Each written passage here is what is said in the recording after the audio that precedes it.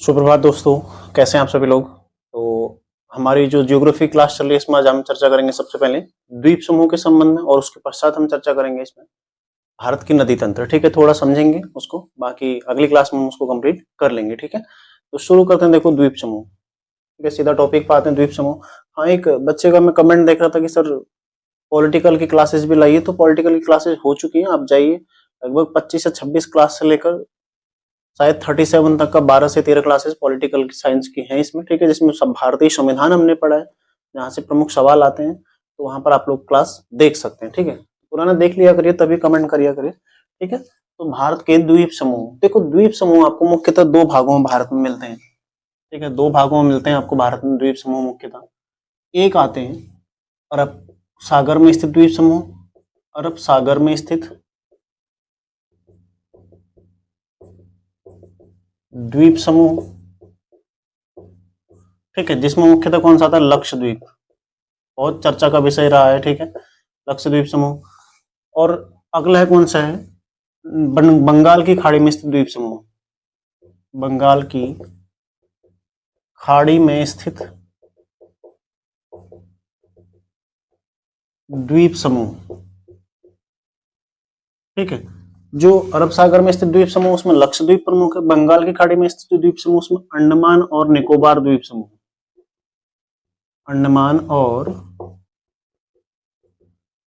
निकोबार द्वीप समूह। ठीक है, अंडमान और निकोबार द्वीप समूह, और इस तरफ है लक्षद्वीप समूह। यानी कि भारत के मैप में यदि आप देखेंगे तो पूर्व की ओर आपको दिखता है अंडमान निकोबार द्वीप समूह और पश्चिम की ओर आपको दिखता है लक्षद्वीप समूह। अंडमान निकोबार द्वीप समूह देखो दो भागों में बटा हुआ है। ठीक है, ये है 10 डिग्री चैनल। ठीक है, ये कौन सा है, 10 डिग्री चैनल। ये कोई चैनल वहां पर लगा नहीं रखा, ये केवल एक काल्पनिक रेखा है। ठीक है, ये क्या है, एक काल्पनिक रेखा है जो 10 डिग्री यानी कि 0 डिग्री विषुवत रेखा, उससे ऊपर की ओर 10 डिग्री मध्य में किसके है, अंडमान और निकोबार के। इससे ऊपर का जो एरिया है ये कौन सा है, अंडमान। ठीक है, और इससे नीचे का जो एरिया ये कौन सा है, निकोबार। इससे नीचे का एरिया क्या है, निकोबार। ऊपर का क्या है, अंडमान, नीचे का क्या है, निकोबार। बीच में कौन सी पंक्ति इनकी काल्पनिक, 10 डिग्री, जो 10 डिग्री अक्षांश रेखा इन दोनों को अलग करती है। ठीक है, अब देखो निकोबार दो भागों में मिलेगा आपको, एक है कार निकोबार, कार निकोबार, और दूसरा है ग्रेट निकोबार। ठीक है, ग्रेट निकोबार, कार निकोबार और ग्रेट निकोबार। ठीक है, ग्रेट निकोबार इसी में कौन सा इंदिरा पॉइंट स्थित है,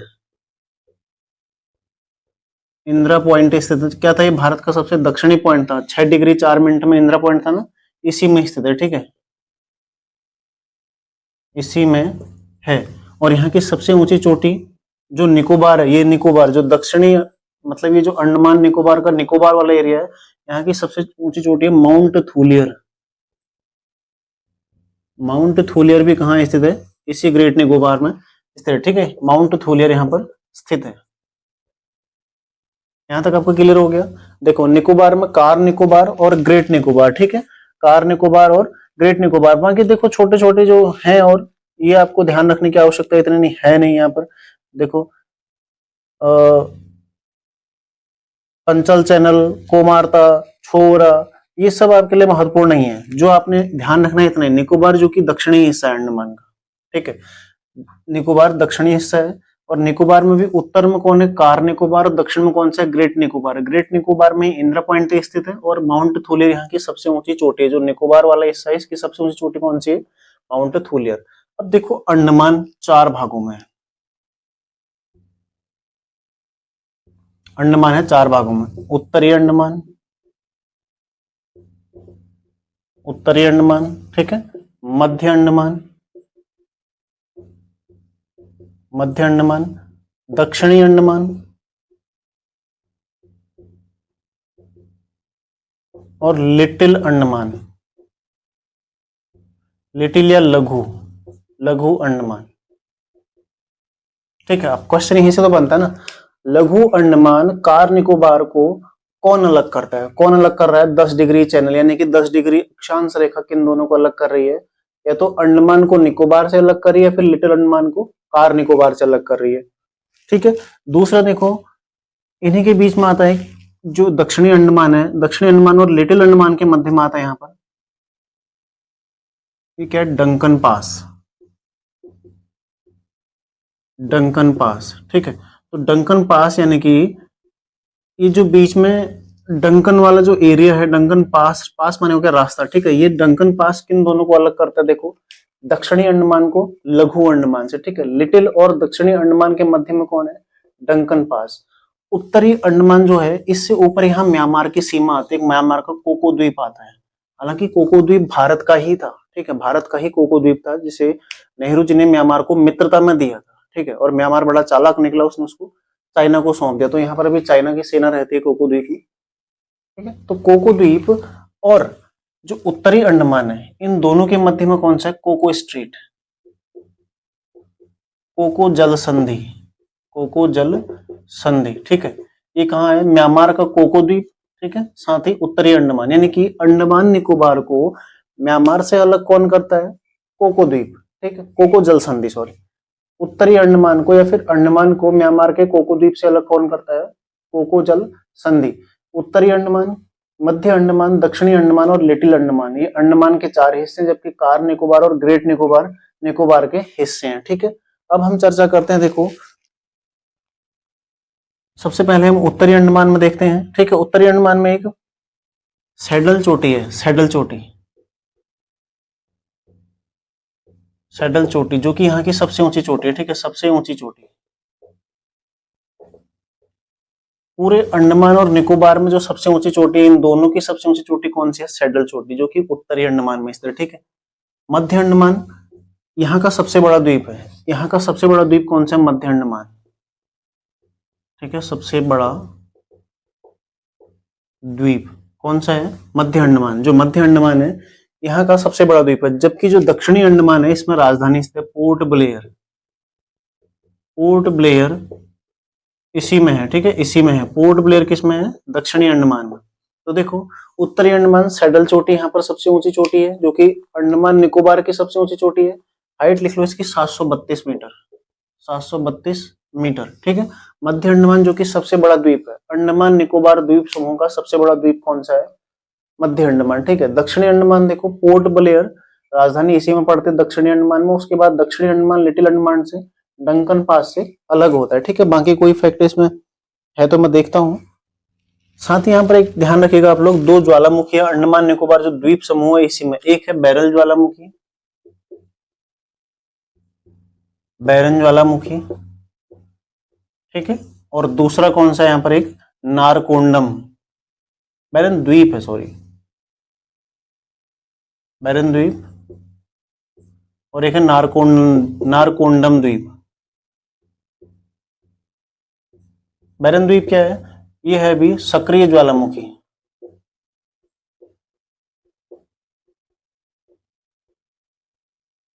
विश्व का एकमात्र सक्रिय ज्वालामुखी द्वीप, विश्व का एकमात्र सक्रिय ज्वालामुखी द्वीप, जहां पर द्वीप भी आ जाए तो कौन सा हो जाएगा, बैरन द्वीप।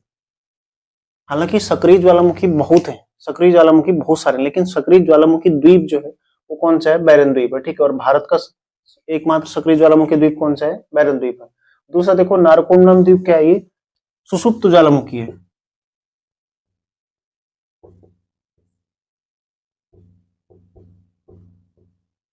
सुसुप्त ज्वालामुखी, यानी कि कभी यहाँ उद्गार होता था, वर्तमान में भी बंद है, ठीक है, यहाँ पर उद्गार नहीं होता। तो ये अंडमान के बारे में आपने सारे फैक्ट ध्यान रखने हैं।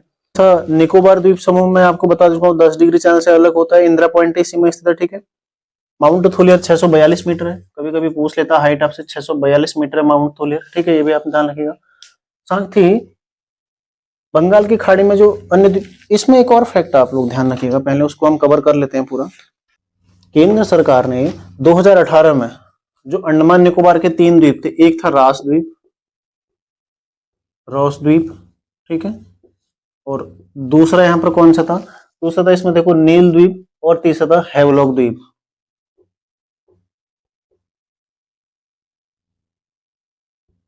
नील या नाइल, ये 3 द्वीप थे, ठीक है। रास द्वीप का नाम क्या करते हैं, सुभाष चंद्र बोस द्वीप, सुभाष चंद्र बोस द्वीप, ठीक है। हेवलॉक द्वीप का नाम क्या कर दिया, इसका नाम कर दिया स्वराज द्वीप। नील या नाइल द्वीप का नाम क्या है, इसका नाम हो जाएगा सुभाष चंद्र बोस द्वीप, स्वराज द्वीप। और नील या नाइल, इसका नाम क्या है, शहीद द्वीप, ठीक है, शहीद द्वीप। तो ध्यान रखिएगा, देखो नील द्वीप का नाम क्या है, शहीद द्वीप। हेवलॉक का नाम क्या है, स्वराज द्वीप। और राजद्वीप किसका है, सुभाष चंद्र बोस द्वीप का नाम क्या है, राजद्वीप, ठीक है। ये तीनों अंडमान निकोबार के द्वीप है जिनका नाम 2018 में बदला गया। कब बदला गया, 2018 में। साथ ही देखो एक यहाँ पर माउंट हैरियट था, माउंट हैरियट, उसका नाम क्या कर दिया, माउंट मणिपुर, ठीक है, माउंट मणिपुर इसका नाम कर दिया है। और मैंने आपको पहले ही बताया था कि जो अंडमान निकोबार द्वीप समूह है वो शिवालिक श्रेणी का ही हिस्सा है, ठीक है। आपको मैं पहले ही बता चुका था जब हम हिमालय पढ़ रहे थे, तो क्या है, शिवालिक श्रेणी का ही हिस्सा है जो कि सागर में डूबा हुआ है। जहां जहां ये उठा हुआ है वहां पर वो द्वीप बने हुए हैं, ठीक है। वो द्वीप क्या है, मतलब हिमालय की संरचना से ही संबंधित है, हिमालय से ही संबंधित सारे द्वीप है। हालांकि देखो सुदूर दक्षिण में चला गया, पानी में डूब गया, इसलिए द्वीप समूह के रूप में हमें दिखाई देते हैं। तो भारत का सबसे बड़ा द्वीप समूह कौन सा है, अंडमान निकोबार द्वीप समूह है, जहां पर लगभग 572 द्वीप हैं टोटल, ठीक है। 572 टोटल यहाँ पर द्वीप हैं अंडमान निकोबार द्वीप समूह में, ठीक है। इसकी राजधानी पोर्ट ब्लेयर है। भारत में सर्वाधिक सीमा रेखा वाला, तटीय सीमा रेखा वाला जो द्वीप समूह है अंडमान निकोबार है, ठीक है। भारत का सबसे बड़ा द्वीप समूह, क्षेत्रफल के आधार पर सबसे बड़ा द्वीप समूह भी अंडमान निकोबार द्वीप समूह, ठीक है। और भारत में सर्वाधिक तटीय सीमा, राज्य और केंद्र शासित प्रदेशों में यदि देखा जाए तो अंडमान निकोबार की ही सर्वाधिक तटीय सीमा भी है। यहाँ तक आपका क्लियर हो गया, तो इसका एक स्क्रीनशॉट ले लो। इसमें कोई समझाने की अब आपको, मुझे नहीं लगता कि कोई जरूरत है। देखो यहाँ पर अंडमान निकोबार द्वीप समूह, इसमें कोकोजल संधि से अंडमान म्यांमार से अलग होता है। और ग्रेट जो निकोबार है, निकोबार और अंडमान के मध्य कौन सा है, बीच में 10 डिग्री चैनल। लिटिल अंडमान और दक्षिणी अंडमान को डंकन पास अलग करता है, ठीक है। तो अंडमान है, अंडमान 4 भागों में है, एक उत्तरी अंडमान, मध्य अंडमान, दक्षिणी अंडमान और लिटिल अंडमान, ठीक है। तो दक्षिणी अंडमान में पोर्ट ब्लेयर स्थित है, सबसे बड़ा द्वीप है मध्य अंडमान। उत्तरी अंडमान में अंडमान निकोबार की सबसे ऊंची चोटी सैडल पीक स्थित है, जिसकी ऊंचाई 732 मीटर है। अंडमान में ही देखो एक नारकोंडम द्वीप है जो कि सुषुप्त ज्वालामुखी का उदाहरण है, और एक बैरन द्वीप है जो कि सक्रिय ज्वालामुखी का उदाहरण है, ठीक है। उसके पश्चात हम कार निकोबार में जाते हैं। तो निकोबार में जाते, देखो इसके 2 भाग है, एक कार निकोबार, दूसरा ग्रेट निकोबार। ग्रेट निकोबार में इंदिरा पॉइंट स्थित है, जिसे पिगमेलियन पॉइंट भी कहा जाता है। 2004 के सुनामी में डूब गया था, हालांकि वर्तमान में अपनी स्थिति में पुनः आ चुका है, ठीक है। यहाँ पर सबसे ऊंची चोटी कौन सी, माउंट थूलियर, जो कि 642 मीटर है। देखो ये 732 मीटर, ये 642, यानी कि 90 का अंतर है, ठीक है। तो अंडमान निकोबार की दूसरी सबसे ऊंची चोटी कौन सी, माउंट थूलियर। पहली सबसे ऊंची चोटी कौन सी है, माउंट सैडल चोटी, ठीक है। माउंट हैरियट भी यहाँ एक स्थित है, जिसका नाम माउंट मणिपुर कर दिया गया है। और 2018 में यहाँ पर रॉस द्वीप, इसका नाम सुभाष चंद्र बोस द्वीप कर दिया गया। हैवलॉक द्वीप का नाम स्वराज द्वीप कर दिया गया, और नील द्वीप का नाम शहीद द्वीप कर दिया गया। यहाँ तक का किसी को कोई डाउट हो तो आप लोग अपना डाउट पूछ सकते हैं, ठीक है। अपना डाउट आप लोग कमेंट करिए। और बाकी देखो जो लोग क्लासेस देख रहे हैं आप लोग देखते रहिए, ठीक है। आप लोगों को निश्चित ही लाभ हो रहा होगा। देखो चीजें पढ़नी ऐसे ही होती हैं, आप लोग जब भी पढ़ाई करते हैं, ठीक है, आप किसी भी कहीं भी पढ़िए, आप लोग, आपको प्रैक्टिकली चीजें ज्यादा देखनी होती हैं बजाय रट्टा मारने के, ठीक है। जब तक आप प्रैक्टिकली उनको समझ के नहीं पढ़ेंगे, आप लोगों को पढ़ तो लेंगे, याद भी हो जाएगा, लेकिन जो होता है ना, जैसे कर्ण को श्राप था कि एंड टाइम में अपनी विद्या भूल जाएगा, तो ऐसा ही जब आप रणभूमि में जाते हैं, यानी कि जब आप परीक्षा देने जाते हैं ना, तो एंड टाइम में चीजें याद नहीं रहती। तो आप प्रैक्टिकली चीजों को, जियोग्राफी तो एक ऐसा विषय है कि आपको मैप में ही पूरा जियोग्राफी याद रखना पड़ता है, ठीक है। आप मैप के जरिए उसको पढ़ते हैं, तो आपको जब रणभूमि में आप जाते हैं, यानी कि जब आप परीक्षा के मैदान में जाते हैं, तो आप अपनी जो शस्त्र विद्या है उसको भूलते नहीं, यानी कि जो आपने पढ़ा है उसको आप बेहतर ढंग से उसको अनुप्रयोग कर सकते हैं उसका, ठीक है। तो ध्यान रखिएगा, बेहतर तरीके से पढ़िए, समझ लीजिए। और साथ ही देखो आप लोग जितना याद कर सकते हैं, भारत में प्रमुख कृषि फसलें कौन सी होती हैं, कौन सी नकदी फसल है, ठीक है। भारत में सर्वाधिक उत्पादन किस चीज का कौन से राज्य में होता है, ये सब चीजें आपका काम है, ठीक है। अगर सारे जियोग्राफी मैं कराऊंगा तो फिर वही देखो 50 से 60 क्लास जाएंगे, और इतना समय नहीं है, ठीक है। जो जो चीजें समझने वाली है, जो जो चीजें आपको याद करानी है, वो मेरा काम है। बाकी जो चीजें आपने खुद से याद करनी है, तो कुछ आप लोग खुद भी मेहनत करिए, ठीक है।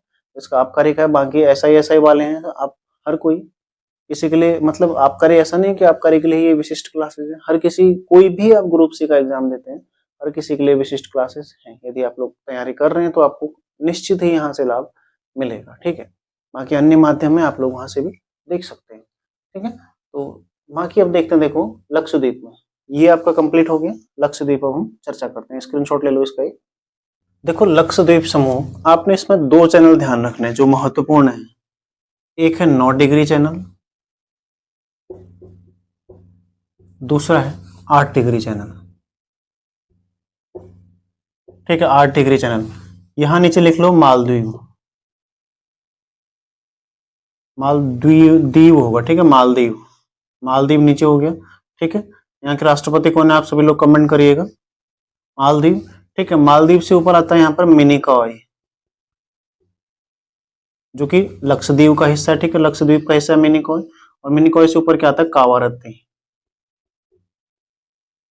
जहां पर लक्षद्वीप की राजधानी स्थित है, ठीक है। लक्षद्वीप में देखो कुल 36 द्वीप हैं, ध्यान रखिएगा। यहाँ पर कितने द्वीप हैं? कुल 36 द्वीप हैं, ठीक है, जो कि 32 वर्ग किलोमीटर में फैला हुआ है। क्षेत्रफल कितना है इसका? 32 वर्ग किलोमीटर, ठीक है। ये किस पर बना है? मूंगे की चट्टानों पर, यानी कि ये क्या है? एक प्रवाल द्वीप है, प्रवाल द्वीप, ठीक है। मतलब मूंगा होता है ना, मूंगा, आपने शंख देखिए, शंख, तो शंखनुमा ही होते हैं जो, ठीक है। शंखनुमा समुद्र में जो एक जीव कहेंगे, ठीक है, जीव जो शंखनुमा होते हैं, जैसे जैसे वो जमा होते गए, ठीक है, डेथ होते जाते उनके जमा होते गए, उनके निक्षेप से, उनके अवसाद से इनका निर्माण हुआ है, लक्षद्वीप का निर्माण हुआ है, ठीक है। इसको क्या बोलते हैं? प्रवाल द्वीप, ठीक है। भारत का प्रवाल द्वीप कौन सा है? लक्षद्वीप है, जिसमें कुल 36 द्वीप है, 32 वर्ग किलोमीटर में फैला हुआ है, प्रवाल द्वीप से निर्मित है, ठीक है, लक्षद्वीप। इसमें देखो इसकी राजधानी कहाँ पर है? कावारत्ती में। लक्षद्वीप की राजधानी कहाँ है? कावारत्ती। तो कावारत्ती को मिनिकॉय से अलग कौन करता है? 9 डिग्री चैनल, ठीक है। और मिनिकॉय को मालदीव से अलग कौन करता है? 8 डिग्री चैनल। बाकी लक्षद्वीप में देखो ऐसा कुछ याद करना है नहीं जो आपको ज्यादा महत्वपूर्ण लगेगा, ठीक है। इसका जो उत्तरी द्वीप समूह है, मतलब यहाँ पर इसमें ढेर सारे द्वीप सारे यहीं पर आते हैं, यहाँ पर केवल एकमात्र मिनिकॉय है। इसको क्या बोलते हैं? अमीन द्वीपी, ठीक है, अमीन द्वीपी। तो जो उत्तरी द्वीप समूह उसको अमीन द्वीपी बोलते हैं, और दक्षिण में कौन सा है? मिनिकॉय। अमीन द्वीपी में ही क्या है? कावारत्ती द्वीप है, यहाँ पर लक्षद्वीप की राजधानी स्थित है। तो कावारत्ती को मिनिकॉय से अलग कौन करता है? 9 डिग्री चैनल, यानी कि 9 डिग्री अक्षांश रेखा, और मिनिकॉय को मालदीव, ये मालदीव अलग देश है, मिनिकॉय लक्षद्वीप का हिस्सा है, ठीक है। मालदीव और मिनिकॉय के मध्य कौन सा है? 8 डिग्री चैनल।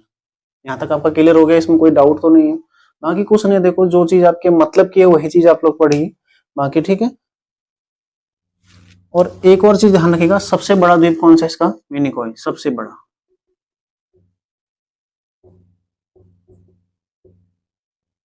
लक्षद्वीप का सबसे बड़ा द्वीप कौन सा है? मिनिकॉय, ठीक है। अरब सागर में स्थित जितने भी द्वीप है भारत के, उनमें सबसे बड़ा द्वीप कौन सा है?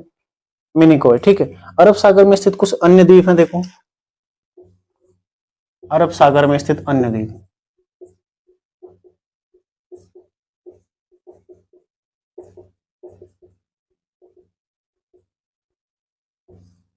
एक है सालमेट द्वीप, ठीक है, सालस्वेट द्वीप,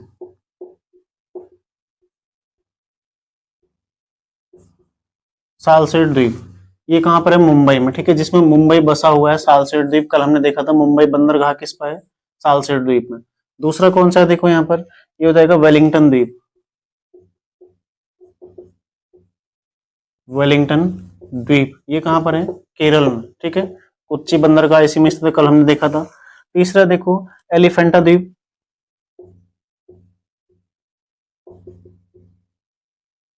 एलिफेंटा द्वीप, ठीक है, ये भी मुंबई में स्थित है। चौथा इसमें है, देखो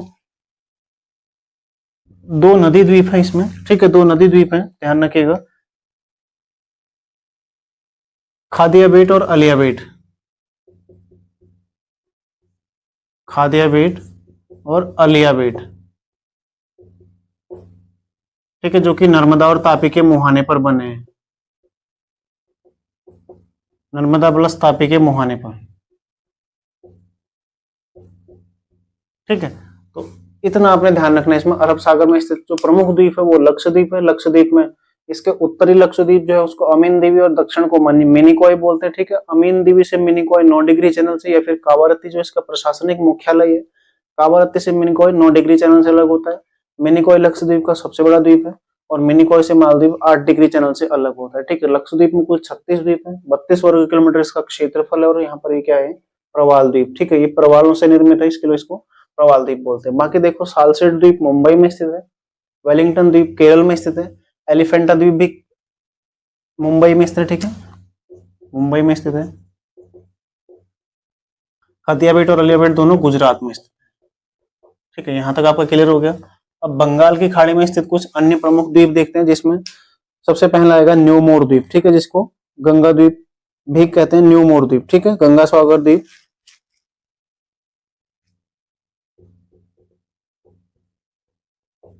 गंगा सागर द्वीप, ठीक है, जो कि गंगा नदी के मुहाने पर बन रहा है। गंगा नदी जब बंगाल की खाड़ी में गिरती है वहां पर ये निर्माण हो रहा है, ठीक है, गंगा सागर द्वीप, इसको न्यू मोर द्वीप भी कहते हैं, ठीक है, न्यू मोर द्वीप, जिसका अधिकांश भाग किसमें है, बांग्लादेश में है। ध्यान रखिएगा अधिकांश भाग कहाँ है इसका, बांग्लादेश में, ठीक है। अगला देखो पम्बन द्वीप है, एक पम्बन द्वीप है, ठीक है। पम्बन ब्रिज जिसमें से रामेश्वरम, धनुषकोडी, ठीक है, ये सब कहां पर है, पम्बन द्वीप, जो कि तमिलनाडु और श्रीलंका के मध्य में स्थित है, ठीक है। तो यहां तक आपकी कंप्लीट हो गई, द्वीप समूह आपका क्लियर हो गया, ठीक है। अब द्वीप समूह में आपको कोई डाउट है तो आप लोग पूछेगा। इससे बाहर देखो कुछ नहीं आता, जो चीजें मतलब की वो चीजें पढ़ो, जो चीजें मतलब की नहीं होने आप लोग छोड़ो, ठीक है।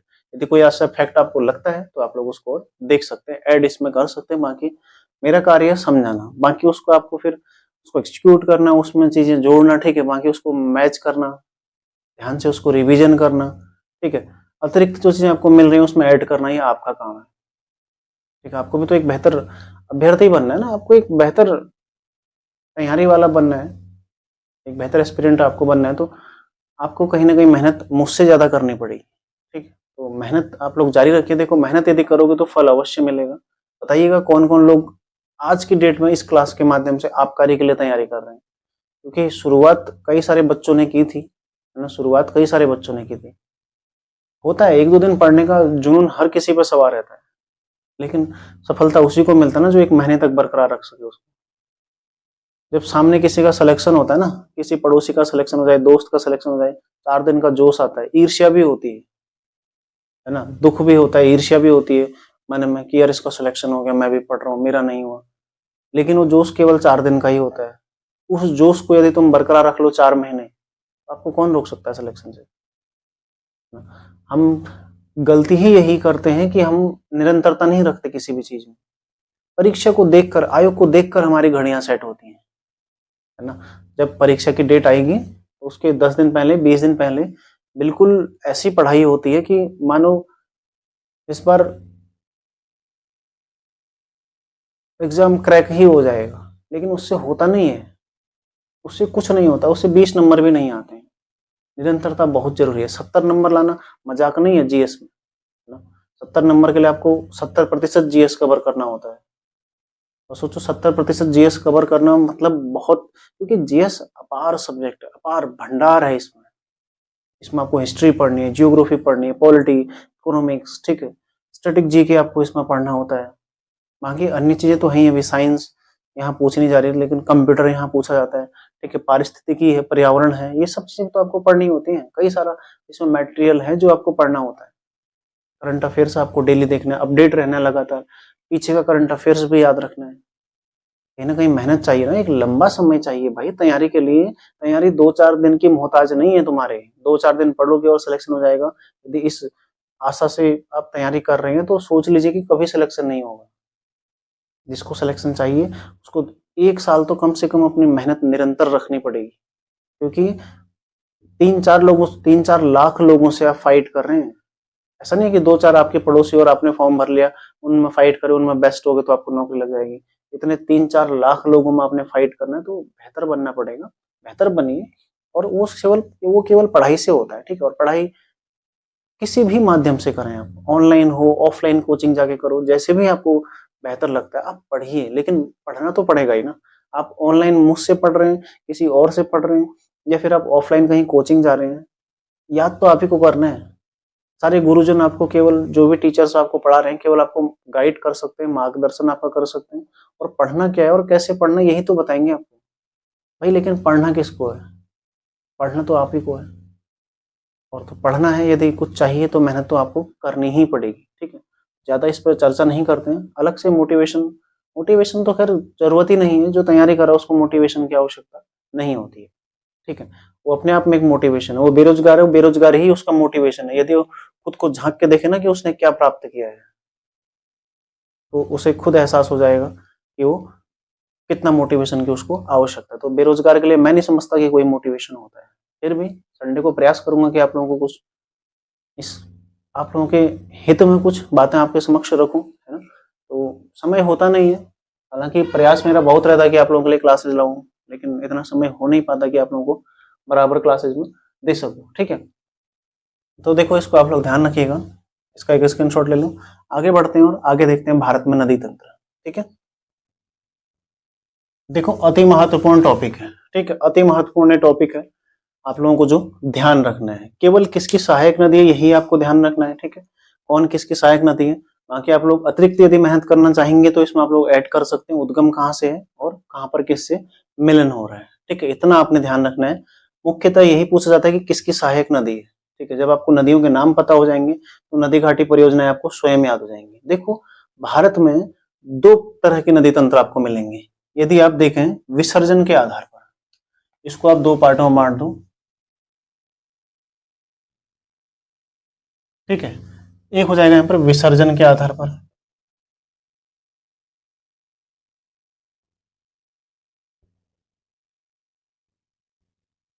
ठीक है। दूसरा हो जाएगा उद्गम के आधार पर, उद्गम के आधार पर, ठीक है। विसर्जन के आधार पर आपको दो पार्ट मिलेंगे, एक अरब सागर में गिरने वाली नदियां, अरब सागर में गिरने वाली नदियां,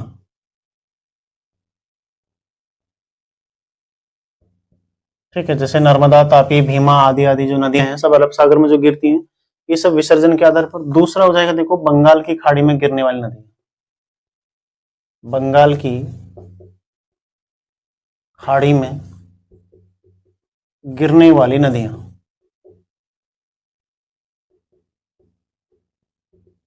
ठीक है। अरब सागर में गिरने वाली नदियां और बंगाल की खाड़ी में गिरने वाली नदियां, ये होती है विसर्जन के आधार पर नदियों के प्रकार।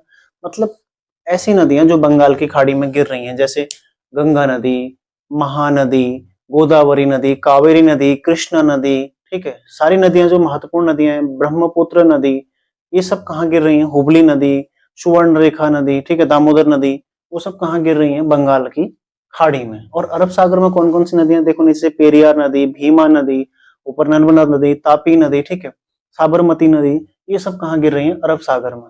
पाकिस्तान से जाती है सिंधु नदी, वो भी यहीं गिरती है, ठीक है। तो ये नदियां कहाँ पर गिर रही हैं? अरब सागर। तो दो प्रकार से हम इसको देखते हैं, विसर्जन के आधार पर दो भागों में। लेकिन हम इसको पढ़ेंगे नहीं, बस यहीं पर समाप्त हो गया हमारा, ठीक है। इसको अपने इतना ही ध्यान रखना है कि कुछ नदियां ऐसी हैं जो बंगाल की खाड़ी में गिरती हैं और कुछ नदियां ऐसी हैं जो अरब सागर में गिरती हैं। महत्वपूर्ण जो होता है वो उद्गम के आधार पर, ठीक है। इसके भी दो भाग हैं। सबसे पहले दो भागों में कौन से हैं? एक उत्तर भारत की नदियां, उत्तर भारत की नदियां, ठीक है। और दूसरा क्या है? हिमालयी, सॉरी, प्रायद्वीपीय भारत की नदियां, प्रायद्वीपीय भारत की नदियां, ठीक है, प्रायद्वीपीय भारत की नदियां। अब देखो उत्तर भारत की नदियां कौन सी हैं, इसको भी आप बांट दो। तीन नदी तंत्र इसमें प्रमुख है। एक हो जाएगा सिंधु नदी तंत्र, सिंधु नदी तंत्र। दूसरा कौन सा हो जाएगा? सिंधु नदी तंत्र के पश्चात कौन सा हो जाएगा? देखो, उत्तर भारत की नदियां सिंधु नदी तंत्र। दूसरा कौन सा हो जाएगा यहाँ पर? गंगा नदी तंत्र, जो कि सबसे महत्वपूर्ण है। गंगा नदी तंत्र हमारे लिए सबसे ज्यादा महत्वपूर्ण कौन सा है? गंगा नदी तंत्र, ठीक है। तीसरा कौन सा? देखो, ब्रह्मपुत्र नदी तंत्र, ब्रह्मपुत्र नदी तंत्र, ठीक है। ये आपने ध्यान रखना है, सिंधु नदी तंत्र, गंगा नदी तंत्र, ब्रह्मपुत्र नदी तंत्र। ठीक है। सिंधु नदी तंत्र में देखो आपको झेलम, चिनाब, साथ ही रावी, ब्यास, सतलज, ये सारी नदियां पढ़नी पड़ेंगी। ठीक है। यदि आप चर्चा करेंगे गंगा नदी तंत्र में तो यमुना नदी, रामगंगा, ठीक है, रामगंगा नदी, गंडक नदी, कोसी नदी, सोन नदी, ठीक है, ये सब नदियां आपको यहाँ पर पढ़नी है। घाघरा नदी। तीसरी नदी देखो ब्रह्मपुत्र नदी तंत्र है। तो ब्रह्मपुत्र नदी तंत्र आपको इसमें मुख्यतः जो आप नदियां पढ़ेंगे उसमें आते हैं एक बराक नदी, ठीक है, साथ ही लोहित, ठीक है, जो दिबांग नदी, वो सब पूर्वोत्तर भारत की जो नदियां हैं, छोटी छोटी नदियां, सब आपने ब्रह्मपुत्र में पढ़नी है कुल मिलाकर। गंगा नदी तंत्र में आपने जो हिमालयी नदियां भारत की मुख्यतः वो आपने पढ़नी है। ठीक है। हालांकि कुछ दक्षिण भारत से भी आती है इसमें, चंबल, बेतवा, केन, सोन, ठीक है, ये सब नदियां नीचे से आती हैं। सिंधु नदी तंत्र, सारे नदी तंत्र हम इसमें चर्चा करेंगे जो कि उत्तर भारत की नदियां हैं। ठीक है। यही हमारा टॉपिक रहेगा, पहला टॉपिक इसमें। जबकि प्रायद्वीपीय भारत की नदियों को भी आप दो भागों में बांट सकते हैं। एक है जिनका उद्गम कहाँ से होता है, जिनका उद्गम होता है पश्चिमी घाट से उद्गम, पश्चिमी घाट से उद्गम जिनका होता है। ठीक है। और जो दूसरी ऐसी नदियां हैं जिनका विसर्जन कहाँ होता है, अरब सागर में गिरने वाली, अरब सागर में गिरने वाली, ये प्रायद्वीपीय भारत की नदियां। ठीक है। प्रायद्वीपीय भारत की नदियां भी आप दो भागों में देखेंगे। एक तो ऐसी नदियां जो पश्चिमी घाट से जिनका उद्गम होता है, दूसरी क्या है, अरब सागर में गिरने वाली नदियां। ठीक है। ये प्रायद्वीपीय भारत की नदियां हो जाएंगी। पश्चिमी घाट से उद्गम जैसे गोदावरी, कृष्णा, कावेरी, ठीक है, महत्वपूर्ण नदियां।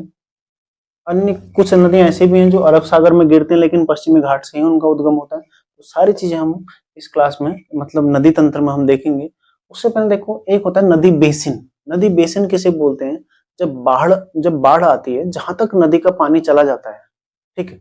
बेसिन क्या होता है, बेसिन और अपवाह, अपवाह, ठीक है, एक बेसिन होता है, एक होता है अपवाह, एक होता है द्रोणी। ठीक है, द्रोणी। इन तीनों शब्दों का मतलब क्या है, देखो बेसिन क्या होता है, जैसे मानो ये कोई नदी है, ठीक है, ये इसकी मुख्य धारा है, ये इसकी मुख्य, मतलब जिसमें पानी जा रहा है। आप लोग जो भी पर्वतीय क्षेत्रों से होंगे या फिर कहीं पर भी आप लोग रह रहे हैं, मानो कोई हल्द्वानी का है तो आपने गौला नदी देखी होगी, कोई गढ़वाल में है आपने अलकनंदा नदी देखी होगी मुख्यतः। हालांकि अलकनंदा नदी क्या है, रिफ्ट वैली वाली नदी है। ठीक है। यहाँ पर ज्यादा आपको कहीं पर प्लेन नहीं दिखाई देता। यदि आप आगे जाते गंगा नदी तो ऋषिकेश के आसपास, ठीक है, जो कोडियाला से लेकर ऋषिकेश के मध्य में आप देखते होंगे, या फिर जो काली नदी पिथौरागढ़ में आप लोग देखते होंगे कि बीच में जो जलधारा है, ये जलधारा मुख्य जलधारा है, एक मुख्य जलधारा है। ठीक है। जहां पर पानी हमेशा रहता है, जो पानी हमेशा रहता है क्या, मुख्य जलधारा है। इसको क्या बोलते हैं हम, अपवाह तंत्र। ये क्या है, अपवाह क्षेत्र, यानी कि जिसमें हमेशा पानी क्या है, ये क्या है, अपवाह क्षेत्र। जबकि जब बाढ़ आती है आपने देखा होगा कि ऊपर ऊपर तक पानी चढ़ाता है। ठीक है। तो जहां जहां तक इसका पानी चढ़ सकता है वो क्या है, इसका नदी बेसिन हो गया। और नदी द्रोणी क्या हो गया, जो मुख्य नदी है और उसकी जो सहायक नदियां हैं उनका बेसिन क्षेत्र क्या होता है, नदी द्रोणी। ठीक है। एक मुख्य नदी आई, इसकी जो सहायक नदियां, ये सब क्या है, ये सब क्या है, नदी द्रोणी है। ठीक है। ये नदी द्रोणी है, ध्यान रखिएगा, ये नदी द्रोणी है, अपवाह और नदी बेसिन। समझ गए ना, बेसिन क्या है, जहां तक पानी बाढ़ में जा सकता है, ये सब क्या है, बेसिन। ये समझने की दृष्टि से मैं बता रहा हूँ। ठीक है। ये सब क्या है, बेसिन क्षेत्र है। जबकि जो बीच में मुख्य धारा, ये क्या है, अपवाह क्षेत्र। ठीक है। और द्रोणी, ये तीनों आपने फैक्ट ध्यान रखने हैं। इसके अलावा एक आता है पूर्ववर्ती नदियां। पूर्ववर्ती, पूर्ववर्ती किसे बोलते हैं, अब कई सारे लोग ऐसा बोलते हैं जो पूर्व की ओर बहती है उसे पूर्ववर्ती बोलते हैं। नहीं, ऐसा नहीं है, गलत है। ठीक है। क्योंकि ब्रह्मपुत्र तो पश्चिम की ओर बह रही है, फिर वो पूर्ववर्ती कैसे हो गई, है ना। तो पूर्ववर्ती नदियां वो नदियां हैं जिनका जो हिमालय के अस्तित्व में आने से पहले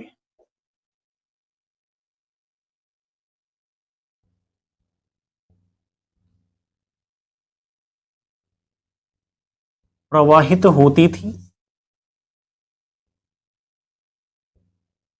प्लस जब हिमालय का निर्माण हुआ तो हिमालय के निर्माण के दौरान, हिमालय के निर्माण में के दौरान मार्ग नहीं बदला, ठीक है, मार्ग नहीं बदला उनका, मतलब जहां बह रही थी एज इट इज बहती रही। तभी तो देखो, आपने देखा होगा सिंधु नदी यहाँ से निकली, ठीक है, सिंधु नदी मानसरोवर से निकली, यहाँ से लद्दाख में जाती है, तो यहाँ पर एक बहुत गहरे गार्ज का निर्माण करती है, ठीक है, बहुत गहरे एक गार्ज का निर्माण करती है। कहां पर? लद्दाख में। कितना है ये? लगभग 5200 मीटर इसकी गहराई है, यानी कि इतनी गहरी घाटी में ये बहती है। सोचो, ये इसकी ऊंची, माना यहाँ पर ये ऊंची चोटी है, तो इसको काट दिया इसने पूरा बीच से, नदी यहाँ बह रही है, ठीक है, इसकी हाइट है 5200 मीटर। ये नदी नीचे बह रही है, यहाँ से आप देखेंगे तो आपको सिंधु नदी दिखाई भी नहीं देगी। जैसे कोई लोग यदि जोशीमठ बद्रीनाथ आप लोग यदि गए हैं, जोशीमठ आप देखते होंगे, जोशीमठ जाके आप देखते हैं कि अलकनंदा नदी आपको कम से कम 1 किलोमीटर नीचे दिखाई देती है जोशीमठ से पहले। और जो यहाँ से जाते हुए आपको पड़ता होगा पीपल कोठी, शायद पड़ता है, पीपल कोठी के आसपास आपको दिखाई देगा कि नदी बहुत नीचे बह रही है ना, लगभग 1 किलोमीटर नीचे गहरे खड्ड में नदी जा रही है। मतलब ये हिमालय के निर्माण से पहले की नदियां हैं जो गहरे, मतलब अपने मूल स्थान पर ही बहती रही। हिमालय तो ऊपर को उठता रहा, लेकिन ये हिमालय को काटती रही, ठीक है। हिमालय हमने देखा कि ऊपर जो प्लेट टेक्टोनिक क्रिया है या फिर भूसन्नति सिद्धांत है, उससे हिमालय क्या ऊपर उठ रहा है। भूल गए ना अभी, मतलब याद है ना अभी, भूले तो नहीं है, हैरी हेस, कोबर, कुछ मैंने प्राचीन काल में किसी क्लास में लिखाए हो, है ना। तो उस क्रिया के दौरान भी जिन नदियों ने अपना मार्ग नहीं बदला, ऐसी नदियां जो हिमालय के अस्तित्व में आने से पहले ही विद्यमान थी, और हिमालय जब निर्माणाधीन था, जब हिमालय का निर्माण हो रहा था और वर्तमान में भी हिमालय ऊपर उठ रहा है, तो इन नदियों ने अपना मार्ग नहीं बदला है। ऐसी नदियों को ही क्या बोलते हैं? पूर्ववर्ती नदियां कहा जाता है, यही इसकी परिभाषा है, ठीक है। तो ऐसी नदियों में कौन कौन सी नदियां आती हैं देखो। अब इसमें आपको सिंधु नदी जो प्रमुख उदाहरण है, सतलज नदी, ठीक है। अधिकांश नदियां क्या होती हैं? हिमानीकृत नदियां होती हैं, ठीक है, जो ग्लेशियरों से निकलती हैं, या फिर ग्लेशियरों से निकलती हैं, या फिर झीलों से निकलती हैं, झीलों से निकलती हैं, ठीक है, वो भी हम चर्चा करेंगे सब। लेकिन इसमें देखो मुख्यतः सिंधु नदी, सतलज नदी, गंगा नदी, गंगा के देखो अलकनंदा नदी तो है ही है, साथ ही आप देखेंगे आगे ब्रह्मपुत्र नदी इसका उदाहरण है। कभी कभी इस तरह से क्वेश्चन बन जाता है, ठीक है। तो यहाँ तक का आपका आज क्लियर हो गया, इसको आपने समझ लिया नदी तंत्र हम कैसे पढ़ने वाले हैं, ठीक है, ये आपने मोटा मोटा जान लिया। अगली क्लास में सीधा आप मैप में, ठीक है, मैप में आपको नदी तंत्र समझाऊंगा, और वैसे ही एक तरफ आपको पूरे नंबर पड़े हुए मिलेंगे नदी नाम, और दूसरी तरफ आपको मैप में उसको मैं केवल समझाऊंगा, ठीक है। अब आपको केवल वो समझना है, उसके बाद खुद से ड्रॉ उसको करना है, और वहीं पर मैं बोलता चाहूंगा, वो चीजें नोट भी करनी पड़ेंगी आपको कि कौन सी नदी कहाँ से उद्गम हो रही है, कहाँ पर मिल रही है, किसकी सहायक नदी है।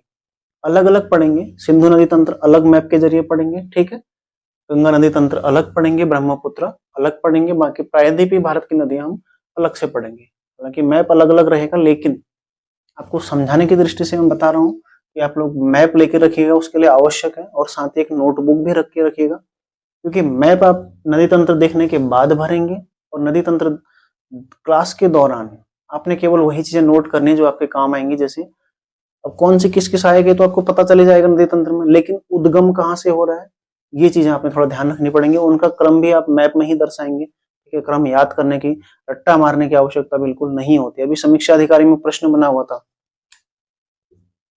चंबल, बेतवा, केन, सोन, इन 4 नदियों का क्रम पूछा था ना, पश्चिम से पूर्व की ओर। तो इसके लिए आपको यही तो है, यही तो आपकी स्मार्ट तैयारी कि आप इसको कैसे हल कर सकते हैं, ठीक है। अब रट्टा मार के कौन कर लेगा इसको? आपको पता है ये तीनों नदियां यमुना की सहायक है, ये गंगा की सहायक नदी है, लेकिन इनका क्रम क्या है ये भी तो पता होना चाहिए। इसलिए जियोग्राफी में मैप की बहुत महत्वपूर्ण भूमिका होती है, ठीक है। क्लास कैसी लगी आप लोगों को कमेंट जरूर करें, लाइक कर सकते हैं, ठीक है, शेयर भी आप लोग कर सकते हैं चाहें तो। मिलते हैं नेक्स्ट क्लास में। कोशिश करूंगा कि आप लोगों को अतिरिक्त मैटर भी और उपलब्ध करा सकूं, जिसमें उत्तराखंड के व्यंजन इत्यादि शामिल हैं, ठीक है। क्लासेस, हालांकि मैटर तैयार है पर क्लास बनाने का टाइम हो नहीं रहा है, जैसे ही समय लगेगा आप लोगों को उपलब्ध हम उसको करा दूंगा। तो मिलते हैं नेक्स्ट क्लास में, तैयारी करते रहिए आप लोग।